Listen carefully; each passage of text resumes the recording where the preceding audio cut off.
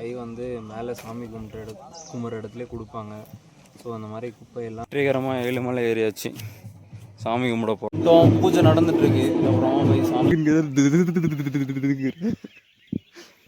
Night இருந்துச்சு guys. Night 1 மணி வெள்ளிங்கிரியில் நடுராத்திரி படுக்கலான்ட்டு உட்காண்ட்ருக்கோம்.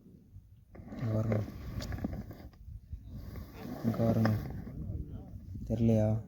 இப்போ தெரியாம பாருங்க. தெர்றானா? காலை 6 மணி. முனிசு எப்படி இருக்க?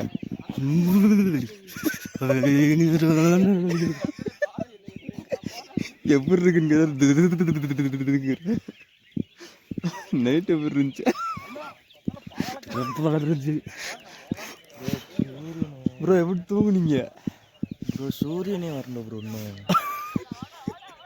வந்துருக்காரு. இன்னும் பாதி நேரம் சன்ரைஸ் ஆகிருக்கு. இன்னும் சூரியன் வரலைங்கிறாரு. கடவுளே.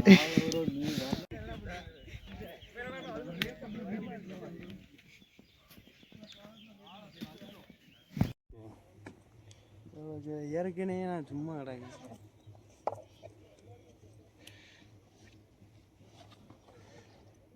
வெற்றிகரமாக ஏழுமலை ஏறியாச்சு. சாமி கும்பிட போகிறோம். சாமியை கும்பிட்டு அடி கீழே இறங்கணும். ஃபஸ்ட்டு போய் சாமியை கும்பிடுவோம். வாங்க. முனிஷ்காந்த் வெல்கம். பூஜை நடந்துட்டுருக்கு. அப்புறம் போய் சாமி கும்பிட போகிறோம். சாமியை காட்டுறேன். நல்லா ஒரு விசிபிலிட்டி கிடைச்சுன்னா நீங்களும் நல்லா பாருங்கள். போயிட்டு இருக்கோம்.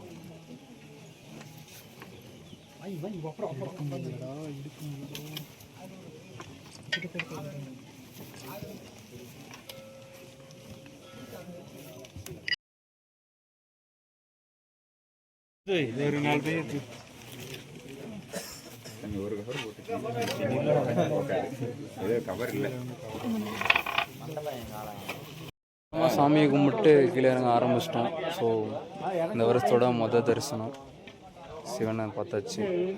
நாங்கள் அப்படியே கீழே போவோம். நல்ல தரிசனம். ருத்ராட்ச திருநூறு எல்லாமே வாங்கிட்டு அப்படியே கீழே போவோம். ஒரு வழியாக கீழே இறங்கி 2வது மலையில் வந்து உட்காண்ட்ருக்கோம். இந்த மாதிரி பை வந்து மேலே சாமி கும்பிட்ற இடத்துல கொடுப்பாங்க.